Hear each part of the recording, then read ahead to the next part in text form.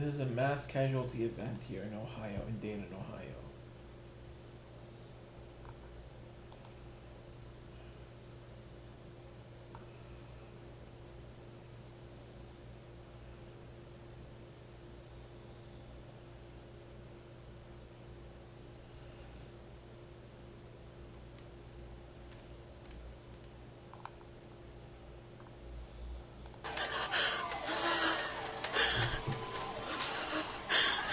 Oh my God. We were just sitting out here.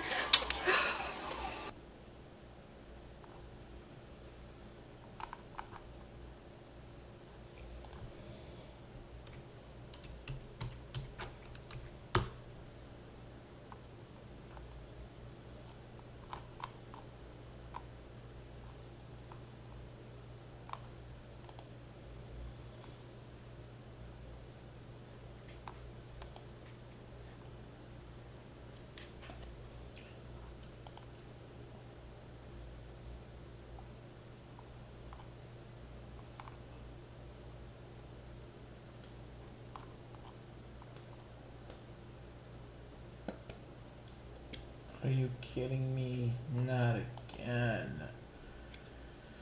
Another tornado on the ground. It was just south of Tarleton, about to be hit. And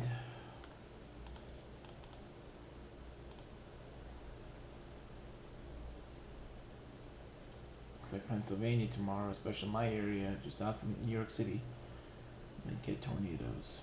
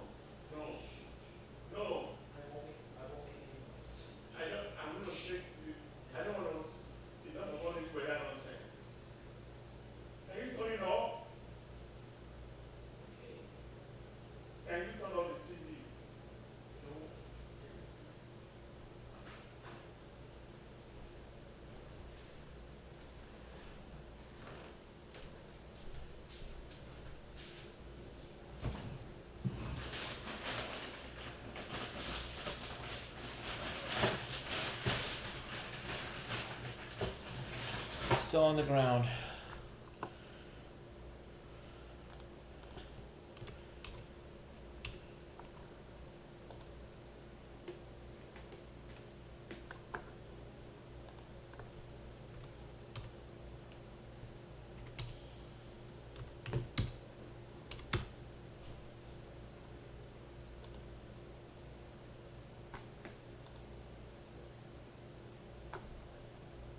The what's going on. The National Weather Service folks will be out there tomorrow. We'll be out there. Our crews are out there now already, gathering information for you, gathering video and pictures. Head on over to WHIO.com. We'll be putting updated information on there as well. We'll be providing you updates throughout the night, and of course on daybreak tomorrow morning. It's going to be busy as our crews will be out all over the Miami Valley assessing some of the damage for you and giving you the very latest once the sun comes up and we start to see some of this debris. Yeah, and our latest power outage map now showing that over 30,000 people are without power. Look at and Montgomery County. Yeah, more than 20,000 in Montgomery County, and that's where we saw that massive wedge tornado that was coming right through a very populated area. So it's no surprise that we have that high of a number, and no surprise if that number continues to climb as people are sending in their reports. A very busy I do get night. these little messages. Mindy says, my cousin is stuck in an apartment on Burkhart Road in Riverside. The roof is off of their building. And then she sent me a message just a few minutes ago. She's out and safe now. Good. So that's good to hear. I've heard some stories like that tonight where, you know, people were concerned about somebody and then things turned out okay. But I tell you what, I can't get over this night and how storms have been all over the place, tornadoes, damage everywhere, so many people affected in so many ways. At one point, I know Cheryl's been with us and Dante came in a little bit into the broadcast, but we were bouncing around because it wasn't just one. You know, we had, at one point, you said 6 tornado warnings. And we had about 5 rotations with those 6 tornado warnings. And very scary to have to, you know, focus in on one spot and knowing that there are other people that are somewhere else that need that same attention. And hopefully we were able to get people in their safe spot in time before those rotations came in. But we came on at like 9:03. And it was just one right after the other after the other. They all just seemed to develop. And we have some photos here. I know I showed these earlier. I don't know if we can pull them full screen. But this is in Beaver Creek, this first photo. This was from Brianna Dillon. And this is structural damage from this tornado that came through this area. And you can see just how it ripped off the side of this building, which probably was built very, very well. And why we always say you want to make sure that you move into the most interior part and the lowest level of that structure, because it does appear that that first floor may have been the best place for you to be, and you had that brick on that first floor where you have more of a siding on that second floor, and it was all ripped apart. Here's another photo. This is of some tree damage that occurred, a very large, healthy trees that appears brought down by those damaging winds. And then this was up in Salina, where we do have Sean Cudahy. He's out there surveying the damage now, and you know, continues to send back video and information of what's happening there. Emergency personnel. I think at one point we saw a bulldozer moving into parts of Salina to try and perhaps clear some debris, perhaps first and foremost clearing the roads so that emergency personnel can get in there and assess the situation. Also a good reminder, if you live in anywhere where debris and damage has occurred, you know, make sure that you call your local officials and let them know what's going on, especially if you smell gas, things like that. Those are important things that they need to know and need to hear about. So again, this is what we're dealing with tonight, the aftermath after several tornado warned storms came through, and likely we had at least, I would say at least 3 tornadoes on the ground. Right. You know what, McCall and Cheryl, that is the power of a local television, by the way. You know, we're in your area, we're in the Miami Valley, we know these areas, these counties. Folks have lived here for years and years. Some folks are from the Miami Valley. So that is the power of watching, you know, local news as opposed to maybe a national network or just relying on your app or relying on something that's really not in the area. And so this is why, you know, we're on at 1:08 in the morning because we're here for you. You know, we're here getting and we you live through here. this. We're part of the community. Precisely. That's why sometimes we get a little emotional because these are our people. We care about you, and we care about our own families. And when you know we see stuff happening, it's pretty scary. I'm also getting, Tammy tells me that Northridge High School is offering shelter to people with damage. So if you're in that part of the area, you can go to Northridge High School. Katie Waddell in our newsroom said, a caller said, the Riverside area of Main Street and Frederick Pike multiple businesses, car dealership, and restaurants heavily damaged. And again, we can't confirm all of these tonight. Right. We have crews out and about, and they're working on that. It's dark, and again, the emergency responders, the first responders can't always get to us because there's so much to do. Kayla Corvell has come in early. She comes in pretty early anyway, but she's come in even earlier. And Kayla, you are headed to Brookville. What are you hearing? Cheryl, yes. I just did a short text message with the superintendent over in Brookville. He said things are a mess there. We have reports that the roof is off of the high school. So we're heading there now to get a look at that. I've also heard reports of injuries in a lot of areas across the Miami Valley. So we're just heading out there now, and as soon as we get out there, we'll be sure to give you a live look at what we're seeing. Yeah, thank you, Kayla. We know that they don't have school tomorrow at Brookville High School. I assume probably all Brookville schools are closed, or at least the high school is, because of the damage. They can't have school. And I know a lot of other school districts are already out for the summer. But apparently Brookville was still in session, but it won't be today, Tuesday. Someone just told me it's certainly going to be a memorable Memorial Day. Oh, absolutely. Absolutely. I'm also seeing reports on my social media. Someone wrote that Dayton Phoenix Group on Kuntz Road off Stanley Avenue also received major damage, it looks like, there as well. So reports coming in all over the place. Had a lot go through there. Yeah. So, Okay. Yeah. Sean Cuddy, he's got an interview with someone in Salina. Let's go to Sean now. The sirens are going off, and a lot of trees down, a lot of power lines down, and it's going to be a long night. Okay, and that was Sean Cudahy talking to someone in Salina, talking about the sirens going off, trees down, power lines down. Look at the damage there, roofs off, trees down. Where do you even start cleaning up some of this damage? You can't do it at night, really. I know that the crews there are really just trying to get to people, make sure that people are okay. We heard of 7 minor injuries in Salina, and we hope that's all there is. Very minor injuries, we were told. People being checked out at the hospital just to be on the safe side. But Salina has been hit very hard tonight.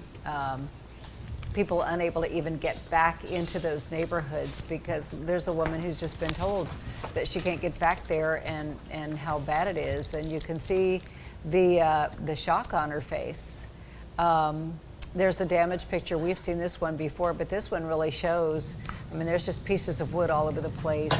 Cars that look like they were in a covered garage no longer are covered. The car is just sitting there. Someone took. For the whole street. That's video from Huber Heights. Someone was taking video, and they heard something explode. Right. And said that the power's out all over the street. And of course, we saw the constant flashes of lightning too tonight. Just constant. Tons of lightning. I mean, there's been so many dangers from golf ball size hail to lightning, tornadoes, straight line winds. I mean, you run the gamut of severe weather that we've seen tonight, and that would be why, the Storm Prediction Center put us under an enhanced risk for severe weather. McCall was calling it a tornado emergency too. Well, tonight, you're talking about earlier enhanced risk, and then tonight we had a tornado emergency. Yeah. Right. And I don't remember that terminology in all the years I've been here. Yeah, that's the highest level. There's tornado warnings that are issued by your local office. If you get put into a tornado emergency, that is just the highest level of a tornado threat that you could be in. And that's your greatest impact to life and property. And the amount of people that tornado was moving through that neighborhood in northwestern parts of Montgomery County warranted that tornado emergency to be issued. I did get a photo here. This was on my Twitter page. This says State Route 721, and you can see that street sign was taken down, and then that is some tree damage In the road. in the road. So Can't even get through. No. yeah, so we're getting a lot of these types of photos. I know that this isn't the best visuals, but I'm just pulling them from my Twitter and Facebook feeds and trying to pull them up here very quickly for you to take a look at. I know meteorologist Kirsty Zonzini is actually working on getting some more photos for us so that we can show them here on Channel 7, but it's been a very active night, to say the least. And here's the latest on our outages across the Miami Valley right now. You can see over 20,000 in Yeah. Montgomery County, more than 7,500 in Miami County, nearly 2,000 both in Greene County as well as up in Mercer County. So our total for outages tonight is around 33,000. We'll get a little update here. If this pops up. Okay. Yeah. So 33,128 as of 1:12 this morning, and that includes DP&L, Duke Energy, and Ohio Edison. Yeah, and I've heard that power crews are out and they're working on some of these. So they also were power crews, utilities. They all are emergency management officials. They are all in contact with weather officials because that's their livelihood as well. That's they got to get folks back up and running, businesses, homes. So they're out as well, pulling long hours, no doubt. Those folks trying to get power restored to homes and businesses. So even in the wee hours of the morning, you're probably going to hear some power folks out there, some utility folks. Probably see some light coming back on, hopefully in the wee hours of the morning as well, but no telling how long some of the electricity will be out for some of these I think folks. we've got Gabrielle Enright on the phone, but before that, I just want to mention that Amelia Robinson, who's with Dayton.com, is saying Trotwood is bad. She's just sent some pictures of trees down and street signs over and power lines. So, the kind of damage that we see in these things, hopefully nobody's injured there. But Gabrielle, are you on the phone? Or do we have video from Gabrielle? Okay, well, we'll get to that in a little bit. We'll keep talking about other things. Yeah, I mean, our crews are going to be out and about. There may be some cell towers that are down that could make things a little difficult to get their information in. And we have Sean now. I believe that he's interviewing the mayor. The Salina mayor. Sean? Yes, Cheryl and McCall, I'm here with Mayor Jeff Hazel of Salina. Wish we were seeing each other under better circumstances here. Tell me a little bit about what your city has gone through tonight. We've seen some of the early pictures here. Well, this tornado certainly, when it hit us, it came out. We were expecting it. We had a warning out for the residents in the area. The tornado did touch down just to the west edge of Salina. When it came through here along Fairground Road, we have the Wheatlands Acres subdivision, Bruns Avenue. It has done a significant amount of damage. I have done quite a bit of touring through there this evening. There's multiple houses that are completely destroyed. And as it's already been released, there's 6 injuries that were transported to Coldwater Hospital. There's one over at St. Mary's Hospital, and those would all be at this point, I believe, deemed serious, non-life threatening. We know that there are other injuries that maybe haven't transported yet, but there is a significant amount of damage. People are displaced. We know I've been working with EMA. We have a emergency shelter. It's set up in Coldwater tonight at the Eagles. We have no power in town right now because of the storm damage. So crews are out right now working to clear those lines so that they can at least get power restored to part of the community. And when you say no power in town right now, are you talking to any of the city right now? Oh, I'm talking everybody's in the black unless you have a generator. It is down everywhere. We've got multiple substations here that we can backfeed, but because of the extensive damage, we had to get these lines moved off the road. There's a lot of utility poles that have snapped, so lines are down on the road. They're down across properties. Those are a priority to get those away and get those safe before we attempt to turn any power back on. And Mr. Mayor, I had somebody actually walk up to me this evening and they said, when is the power going to be back on? And I said, well, I haven't gotten an update on that yet. This is a little earlier, but just looking around, I mean, it's not going to be anytime soon, I wouldn't think. It's going to be a while. I will say that our crews in Salina, they are certainly top notch. They're very well trained, but as soon as they can get through these lines to isolate that, they'll be able to turn the power on in other areas of the community. It's always interesting when one part of a community gets hit with an item like in 2017, the rest of the town kind of goes on as business as usual, and we certainly appreciate that.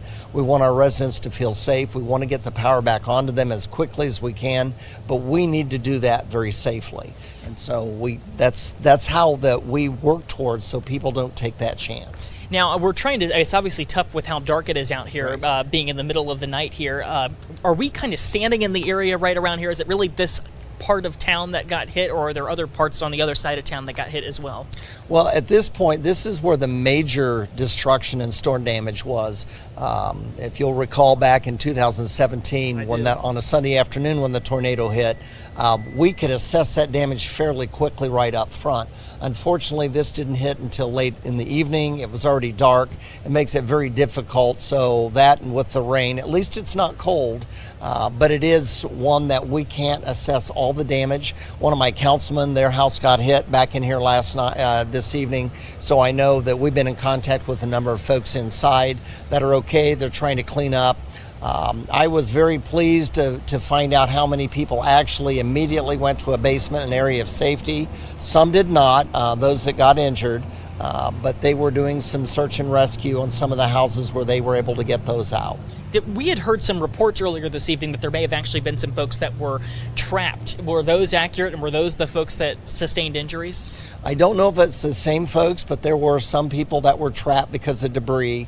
I believe that they have those cleared out at this time, but I don't have much more information of that right now. And are your crews still in the process of doing search and rescue right now? I know it's tough because of, you mentioned the 2017 storm. There were some homes damaged, if I remember. I was on the ground here that night as well. You and I spoke that evening.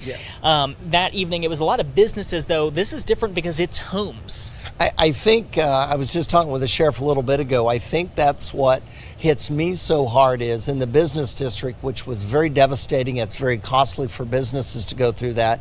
There were a few homes that got hit. It wasn't significant damage on most of those homes. This one, I've witnessed one where the basement foundation was all that was left. So the entire house is gone, but there has been significant damage back in this area tonight. And I think what really hits is knowing these are people's homes, like you said. So often we think we have a hard day at work, we've been out shopping, we go home, we want to feel safe and secure in our own homes. This is where it really does hit at the heart. So. And just to reiterate here, for folks that are displaced this evening, or maybe some loved ones who are looking for where their loved ones may have gone, where is the shelter that's in place, and what do folks need to know about that? Red Cross has got the shelter set up right now in Coldwater, just a few miles to the southwest of us, and it's at the Eagles.